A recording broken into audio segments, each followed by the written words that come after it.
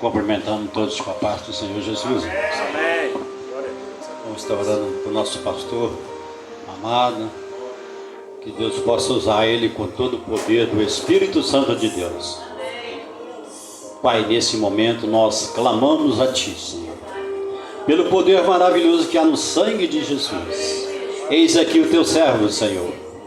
Pedimos a Ti, Senhor, que dá a ele toda a autoridade do Espírito Santo, que ele possa trazer a mensagem que nos alimenta a Tua igreja, porque a Tua igreja, Senhor, ela está sedenta e nós precisamos de beber dessa água e alimentar deste pão, Senhor.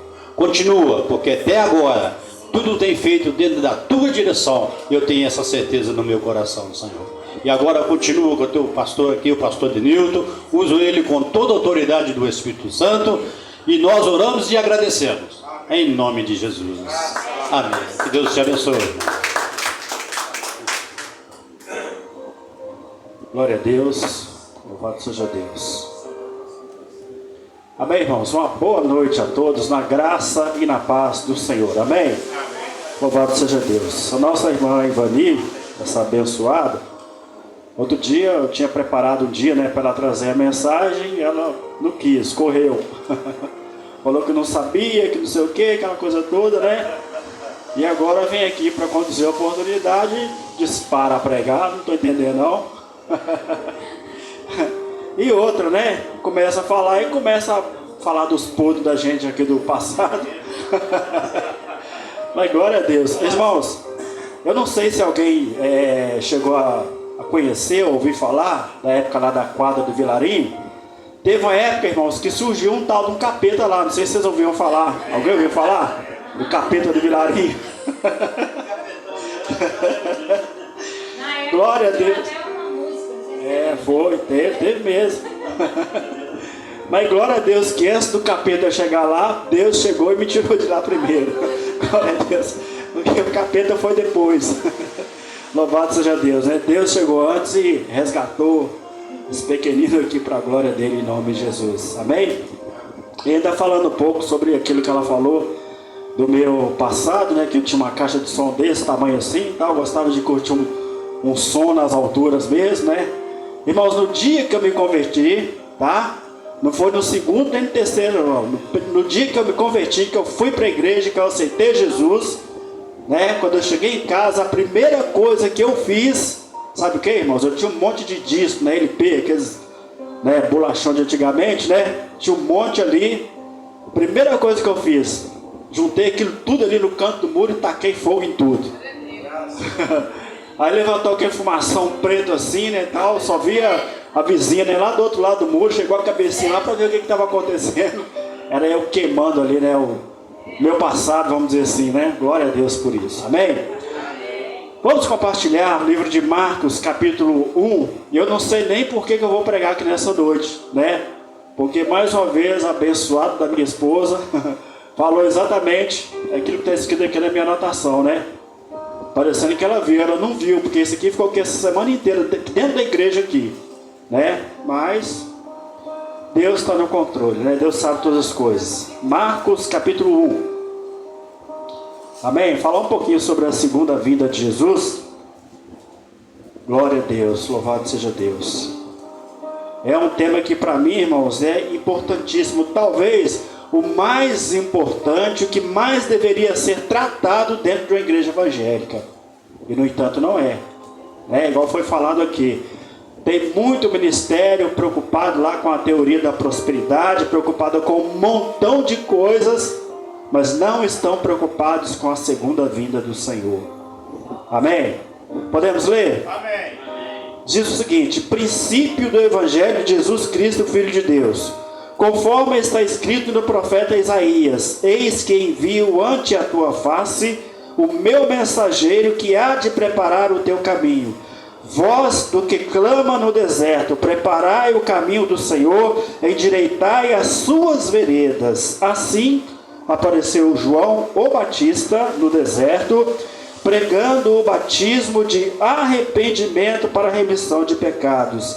E saíam a ter com ele toda a terra da Judéia e todos os moradores de Jerusalém, e eram por ele batizados no Rio Jordão, confessando os seus pecados. Amém?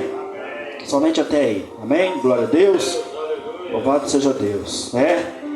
Então a palavra que fala aí daquele, que foi enviado, para preparar o caminho do Senhor, João Batista, e hoje, como sendo a Santa Ceia do Senhor, acho que é um tema que vem a calhar, um tema que cai muito bem no evento como hoje, da Santa Ceia do Senhor. Nada melhor do que a gente falar do nosso Senhor Jesus. Amém? E de fato, irmãos, João, ele chegou ali, na época de Jesus, alguns meses antes de Jesus nascer, alguns anos antes de Jesus nascer, como cumprimento da profecia que falava a respeito dele, Irmãos, então veja bem que aquele cenário ali, encontrado por João Batista e por Jesus, irmãos, foi um cenário onde havia ali 400 anos, que Deus não falava ali com o povo, aquele, vamos dizer assim, intervalo ali entre o Velho Testamento e o Novo Testamento foram 400 anos de silêncio de Deus, 400 anos que Deus não usou profeta, 400 anos que Deus não enviou ali orientação ao povo de Israel. Amém? E outro detalhe importante também, que aquilo ali aconteceu exatamente mais ou menos 700 anos depois da profecia, a profecia, que estava escrito lá no Antigo Testamento por Isaías, foi se cumprir mais ou menos 700 anos depois. Isso deixa claro, irmãos, que aquilo que está profetizado na Bíblia, na palavra de Deus, dure o tempo que for, mas ela vai se cumprir. Amém? Por outro lado, você pode acreditar também que aquilo que um dia o Senhor falou a teu respeito, a promessa que um dia o Senhor falou a teu respeito, pode ter a plena certeza que essa promessa vai se cumprir na sua vida, em nome de Jesus. Amém? Então, depois de 400 anos ali de silêncio de Deus, qual foi o cenário que João Batista encontrou ali? Encontrou um povo que precisava ser convencido do pecado, porque diz que ele pregava o batismo de arrependimento. Então se havia a necessidade de arrependimento, é porque havia o quê? Pecado, Então aquele povo tinha ali a necessidade de ter a consciência acerca do pecado. E se a gente for entrar ali na pregação do sermão de João Batista, a gente viu que realmente era uma pregação duríssima, ao ponto de ele chegar ali para os fariseus e falar: olha, raça de víboras, ou seja, raça de cobras, quem vos induziu a fugir da ira vindoura, Mas a orientação dele, a pregação dele, é claro que não foi só ali para os fariseus, foi também para os soldados, foi também para os cobradores de impostos, Ou seja, João Batista encontrou um cenário em que a palavra de Deus tinha que ser pregada, tinha que ser anunciada, mas ser anunciada na plenitude da verdade, ser anunciada com convicção, ser anunciada sem medo e sem temor nenhum. Amém? Então nós vimos que a profecia acerca da vinda do Senhor Jesus, a primeira vinda, ela se cumpriu. Amém, irmãos? Houve a necessidade ali de um que preparasse o caminho, esse chegou, e Jesus veio, então se cumpriu. Amém? Mas o que eu quero dizer para você também, irmãos, é que existe também profecia acerca da segunda vinda do Senhor. Amém? Acerca da segunda vinda do Senhor também existe profecia, porque essa profecia saiu da própria boca do Senhor Jesus, lá em João 14, quando ele diz: vou preparar-vos lugar, se assim não for, eu vos teria dito. Ele diz mais, ele diz que estava indo preparar lugar para que quando ele viesse, ele levaria os discípulos com ele também, porque o propósito do Senhor Jesus é de levar os seus discípulos para estar junto com ele. né? Então, esta é a profecia, a garantia que a gente tem da segunda vinda de Jesus, amém? Mas são muitas outras, irmãos, passagens que falam acerca disso. A outra que eu quero citar também é que essa profecia saiu da boca de 2 anjos também, sabia? Está em Atos capítulo 1, versículo 9 ao 11, né? Quando, na ocasião ali da ascensão, ou seja, da subida de Jesus, onde os discípulos estavam olhando ali atentamente, né, a ascensão de Jesus, de repente chegaram ali 2 varões, 2 anjos, e falaram: olha, vocês estão aí, né, nessa expectativa toda aí, surpresos por verem Jesus subir. Da mesma forma como ele está subindo, ele há de voltar. Amém? Então, é ou não é, irmãos, uma profecia acerca da segunda vinda do Senhor, né? Irmãos, talvez você tenha ouvido essa expressão desde quando você aceitou Jesus, ou até mesmo antes, né? Desde quando você ouvia falar acerca de Jesus, você ouvia falar acerca da salvação. E quantas vezes você ouviu: Jesus está voltando? Só que ele não voltou até hoje. Mas você pode ter a plena certeza de que ele vai voltar sim, em nome de Jesus, né? Aliás, até na própria ministração da ceia, naquele texto aqui que a gente usa na ministração da ceia, né? O apóstolo Paulo ensinando, ele diz o seguinte: olha, como é que é? Que nós, ao participar, né, do corpo e do sangue de Cristo, estaremos anunciando a volta, estaremos anunciando a morte do Senhor até que ele venha, né? Ou seja, está anunciando a vinda do Senhor, a segunda vinda do Senhor, amém? E um detalhe que eu quero passar para os irmãos também: irmãos, assim como houve naquela época a necessidade de alguém para preparar os caminhos do Senhor, hoje também existe, irmãos, essa necessidade de alguém que prepara os caminhos do Senhor, né? É claro, a Bíblia não fala de um outro João Batista, né? Não fala de alguém que precisa preparar o caminho do Senhor pregando o batismo do arrependimento. Não fala, irmãos, né? Mas pelo que a gente conhece da palavra de Deus, nós temos que entender, né, que o João Batista atual somos nós, irmãos. Somos nós. Nós temos essa tarefa, esse trabalho de preparar o caminho do Senhor. Mas de que forma, irmãos?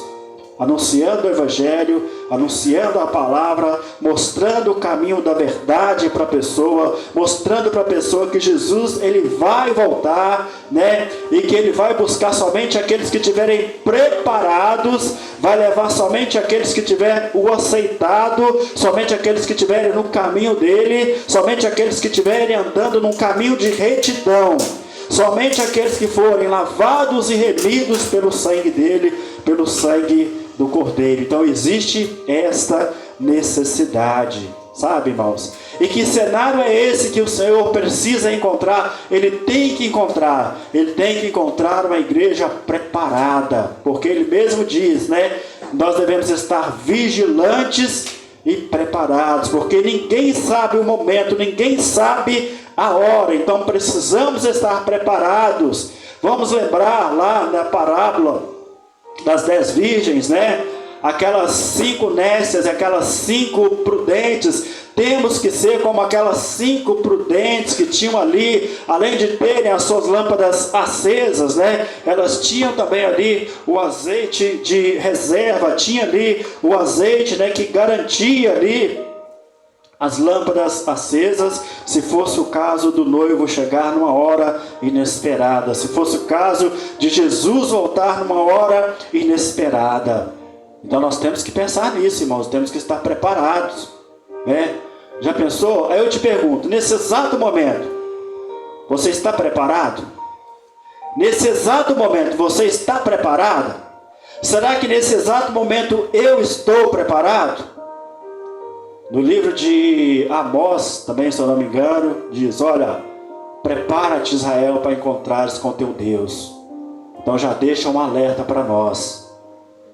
Nós devemos estar preparados para esse momento, preparados para esse grande dia. Amém?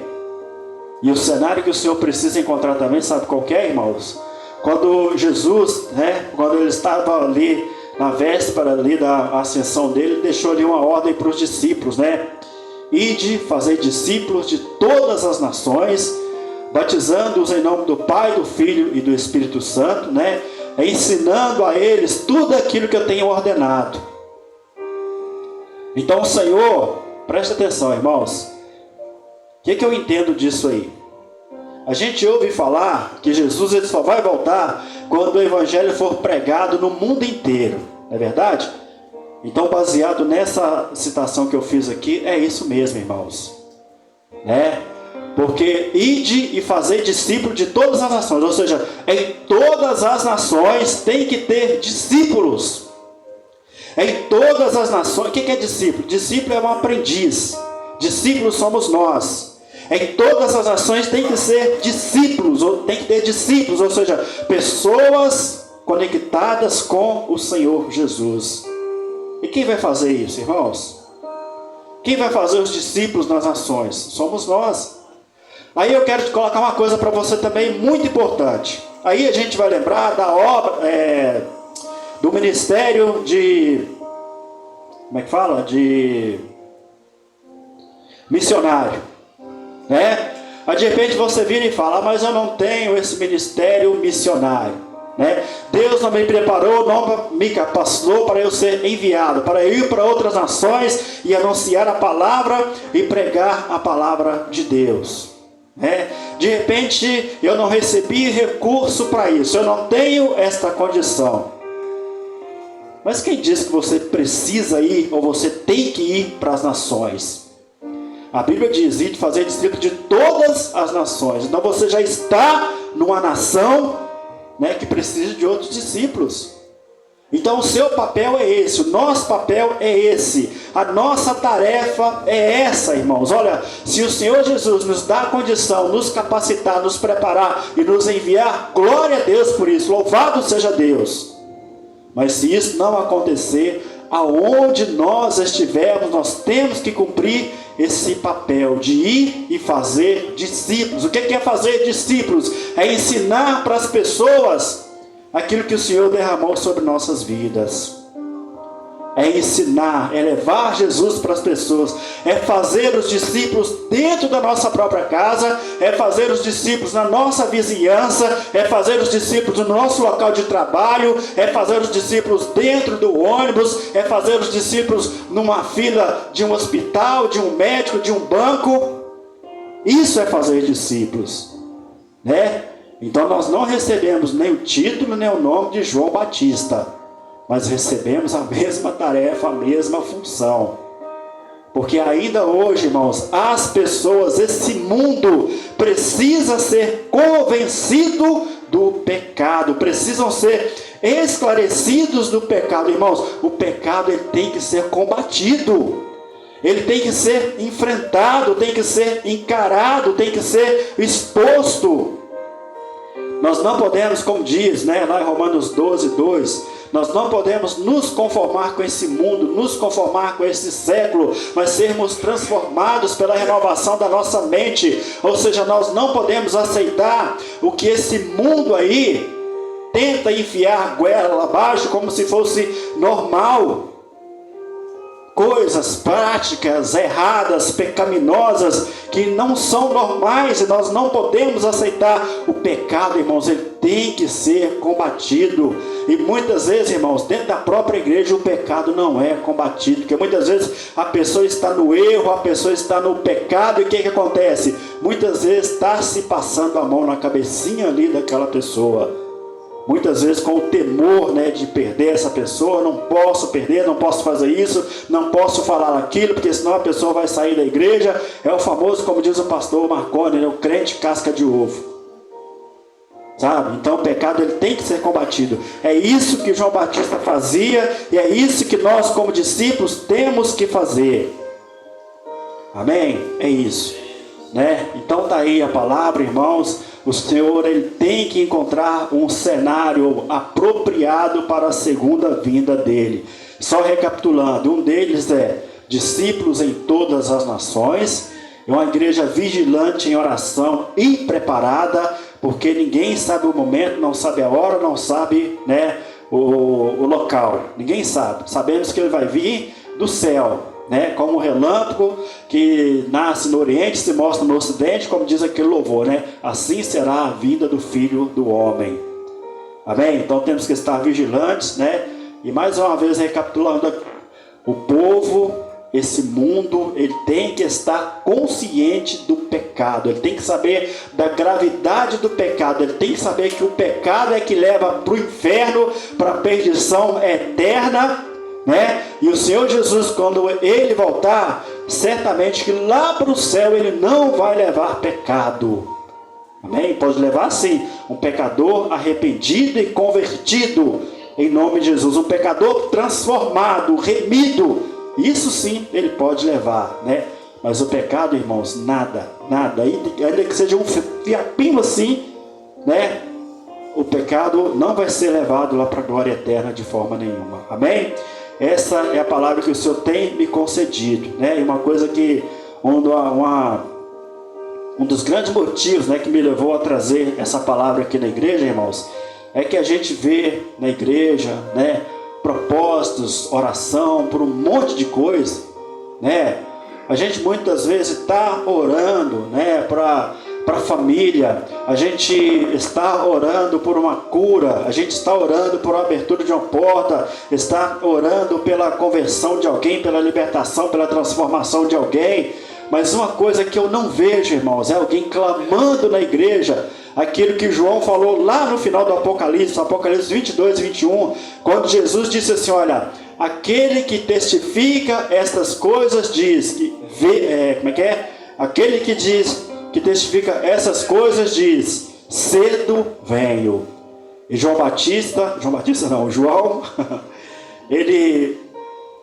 ele dá uma palavra de confirmação quando ele diz: amém, vem Senhor Jesus. Amém? Então eu acho que esse deve ser o maior desejo nosso, o maior desejo da igreja, a vida do Senhor Jesus. Maranata, vem Senhor Jesus. Amém? Não somente para nos tirar desse mundo de dor e de perdição, mas nós devemos lembrar que lá no céu é um lugar onde nada, né, pode se comparar com a glória que há de ser revelada em nós, né? Nada se compara com a melhor parte, com a melhor riqueza, com a maior glória desse mundo, né? Então devemos clamar, né, e desejar, almejar a vida do Senhor Jesus por isso, amém? Essa é a palavra que o Senhor tem me concedido. Eu volto a palavra para o pastor Manuel, que vai estar dando a sequência aqui agora, com a ministração da Santa Ceia do Senhor, amém? Glória a Deus. Pastor Marconi, amém? Glória a Deus.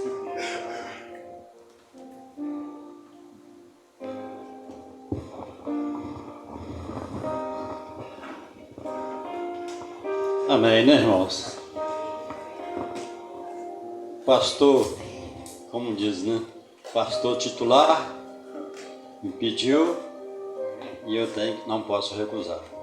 E para mim é uma grande bênção, né? Estar celebrando a ceia do Senhor pela segunda vez aqui na igreja. A segunda vez, graças a Deus. Agora, uma coisa maravilhosa que nós temos, amados irmãos, é que, não sei se os irmãos notaram, tudo que foi lido e falado aqui hoje foi forte. Eu senti forte, eu arrepiei. Eu senti que o Senhor falou conosco essa noite. Vamos guardar tudo que foi falado desde o início: prosperidade, a volta de Jesus, a ressurreição, né, de Jesus. Aqueles que questionaram, né? Olha só, irmãos, onde está a vitória da igreja? A vitória da igreja, eu acho que todos vocês aqui devem saber, foi quando Jesus ressuscitou. Não é verdade, irmãos? Já pensou se Jesus não ressuscitasse? O que nós estaríamos fazendo aqui? Nada. Mas a bênção foi tão grande que foi multidão e multidão viu ele subindo ao céu, né? E nós também estaremos um dia com ele, porque ele disse aqui, o pastor falou, ele está preparando a nossa morada, porque ele quer nós junto dele. Louvado seja o nome do Senhor, né?